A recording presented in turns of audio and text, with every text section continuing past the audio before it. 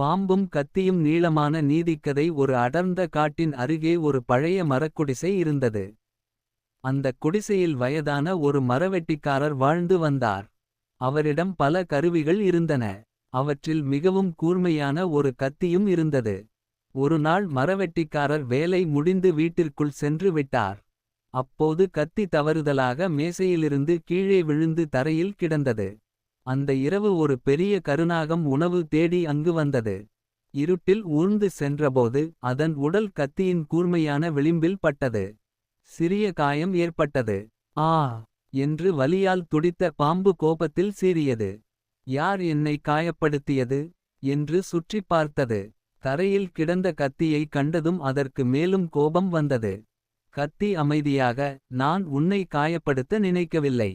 நான் இங்கே அமைதியாக கிடக்கிறேன். நீயே என்னை தொட்டாய் என்றது. ஆனால் கோபமடைந்த பாம்பு அதை ஏற்கவில்லை. நீ என்னை காயப்படுத்திவிட்டாய். இதற்கான தண்டனை உனக்கு கிடைக்கும் என்று சீறியது. கத்தி மீண்டும், கோபப்படாதே. சிறிய காயத்திற்காக பெரிய தவறு செய்யாதே என்று எச்சரித்தது. ஆனால் பாம்பு கேட்கவில்லை. அது கத்தியை இறுக்கமாக சுற்றிக்கொண்டு தனது பலத்தால் நசுக்க முயன்றது.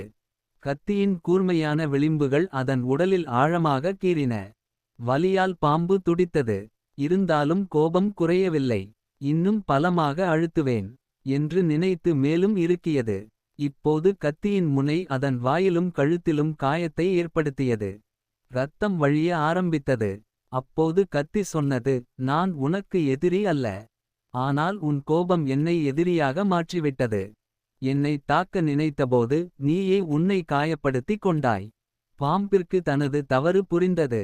சிறிய காயத்தை பொறுத்திருந்தால் பெரிய ஆபத்து ஏற்பட்டிருக்காது என்பதை உணர்ந்தது. அன்று முதல் பாம்பு கோபத்தை கட்டுப்படுத்த கற்றுக்கொண்டது. நீதி, கோபத்தில் எடுக்கப்படும் முடிவுகள் எதிரியை விட நம்மையே அதிகமாக காயப்படுத்தும். சிறிய காயத்தை பொறுத்துக்கொள், கோபத்தில் செய்த பழிவாங்கல் பெரிய காயத்தை தரும்.